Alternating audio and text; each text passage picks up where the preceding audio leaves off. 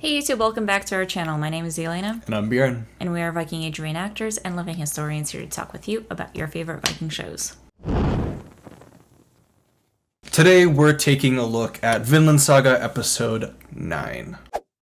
This episode's really cool. I like that it's focusing on the attack on London Bridge. We talked about this briefly in our stream on Thursday when we actually were playing the Assassin's Creed run-through of London.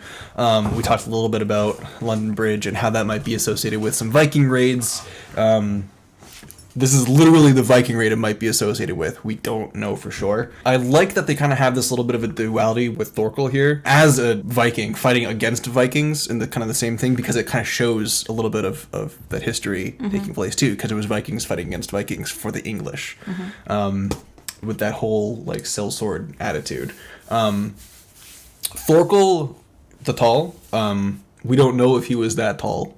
I'm just gonna throw that one out there. But he was known as Thorkel the Tall. He was known as Thorkel the Tall, so he'd have to be of substantial size. But yeah, so he was a historical figure. We know that he existed, but the interesting thing about him is that he's associated so much with like the legendary Vikings, which we've talked about beforehand. We're pretty sure didn't actually kind of exist in the sense that we know. Like the Viking saga is pretty much a fantasy. So it's kind of weird that he's like so often associated or attributed to being connected to the Vikings.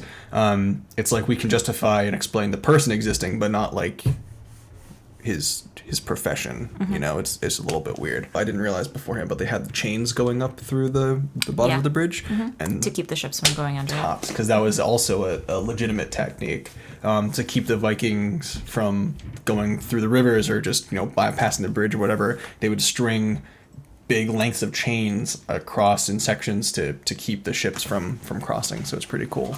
Yeah, and if you notice, even in the earlier shots, they actually had some broken down ships that were right next to the bridge, just in the background. Yes. And just kind of half floating in the water. Yep, and they weren't even the ones that were destroyed by the giant boulder or the many logs that Thorkel was throwing down at them. The English were known for longbows and making use of archers. I think it kind of originated as like a little bit of like a not like a petty thing, but what's the word I'm trying to think of? Like a commoner's thing, I guess.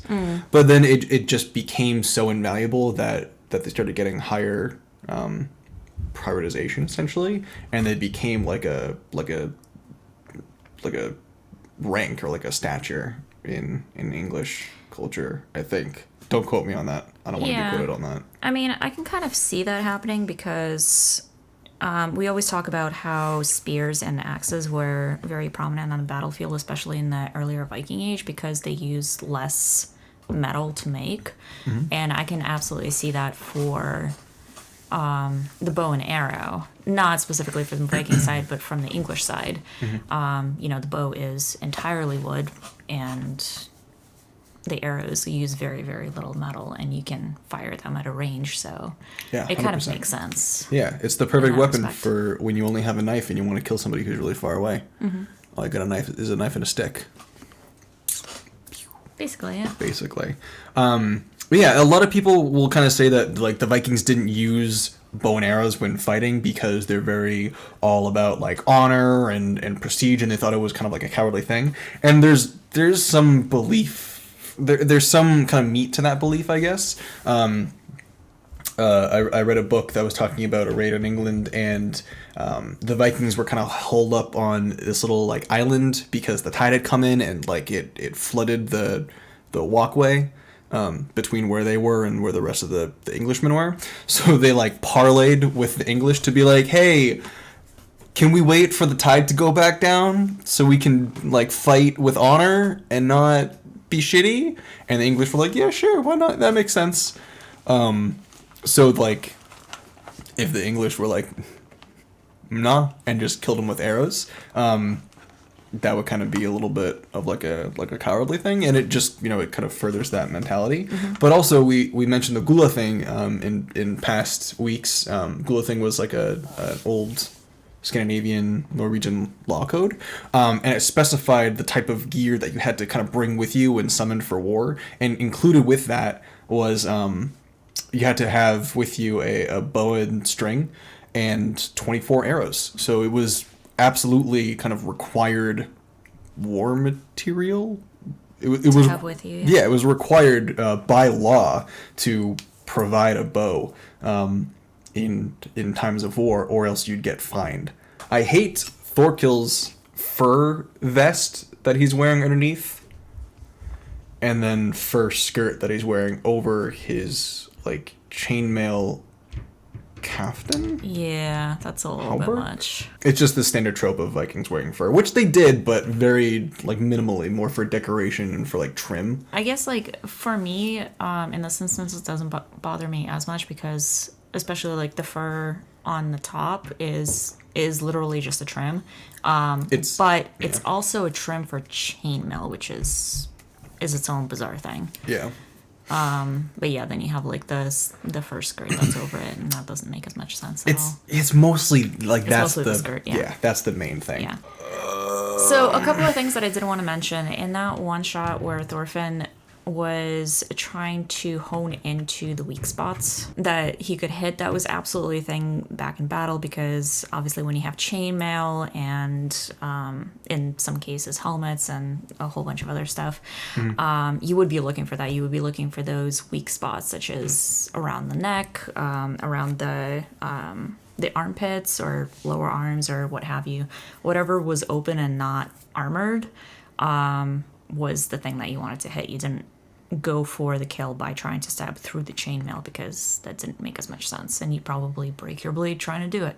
Or just leave yourself completely open because you're just trying to stab at it or slash at a thing that's not going to yield, and in that time somebody can just easily take advantage of your distraction trying to like break through. Also, I've mentioned it applies more for the earlier Viking period than the later one, but chainmail was a little bit of a rarity. It was incredibly valuable because it took so damn long to make. I think upwards of like 6 months to a year is how long it could take to make a single chainmail shirt. Because if you think about it, you have to harvest all the raw ore and form it into ingots and purify that to iron or steel, and then you have to shape the iron or steel into wire, and then with the wire you have to make a whole bunch of thousands of rings, and then you have to rivet them each together by hand. It took a long time. They didn't have the benefit of Amazon in ordering thousands and thousands of rings. A little absurd. In terms of battle weak points, because chainmail was a rarity and even helmets were a bit rare too, most people, their only armor was their shield, which kind of covers your torso. So those weak spots are going to be your head and your legs. And you'll even see that too reflected in Viking graves, battlefield graves. A lot of like the majority of injuries are dealt to the head and like the knees down. So it kind of reflects that as well. In terms of like medicine after the fact, because we did get a little bit of a scene of tending to the wounded, we don't know a ton about their medical practices, unfortunately. That information didn't survive, or it wasn't really like copied around everywhere. But we do know a little bit, and one of those things is that if you had like an internal wound, you were fed like an onion and garlic soup.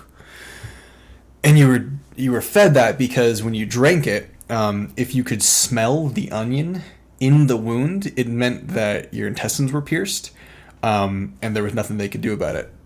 You were going to die. You were going to go septic because your intestines were leaking. So you're as good as dead. So they probably just kill you.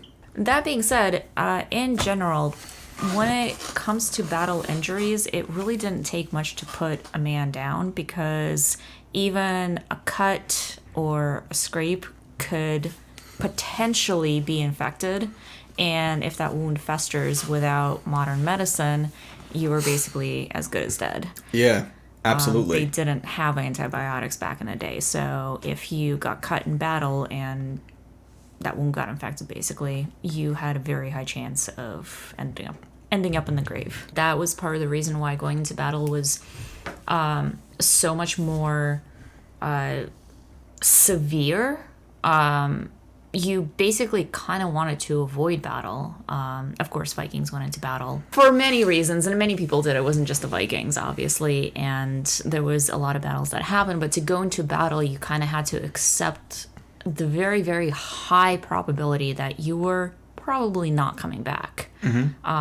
It's not like these days where you get a wound, you go to the doctor, you get some antibiotics. It wasn't like that at all. Going into battle was a very, very serious risk. Yeah.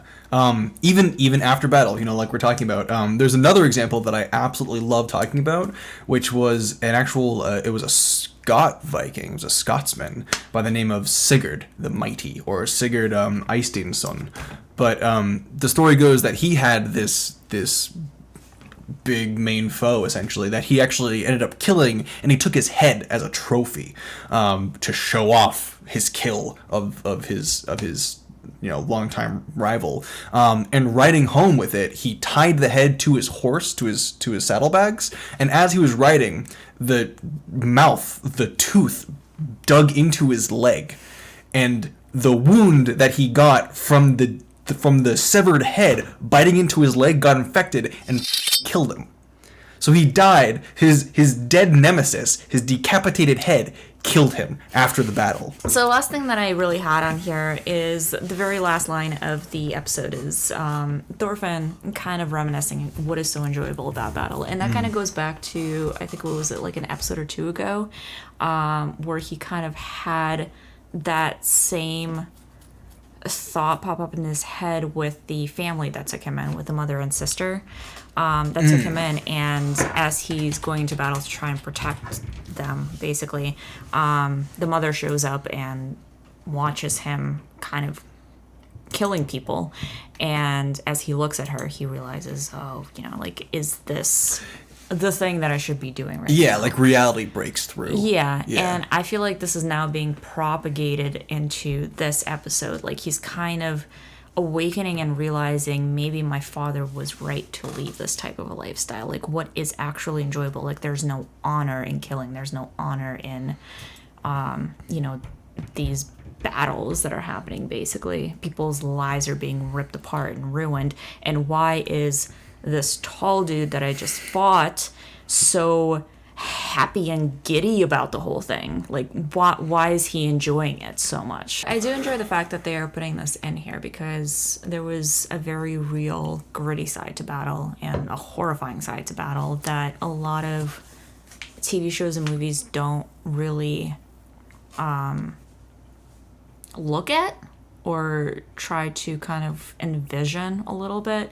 In a lot of TV shows, you see people going to battle and they come out heroes and, everything's all fine and dandy. But this doesn't try to paint that picture. This paints the picture of battle is brutal. And part of the reason why I do like the anime media style is those shots that we kind of get of the battle taking place. Like, you're in it. You see the arrow fly through the air and hit the person. You see, what it's like to just be like in the midst of it, basically. Yeah. And anime in general has a very unique way of showing that. Totally.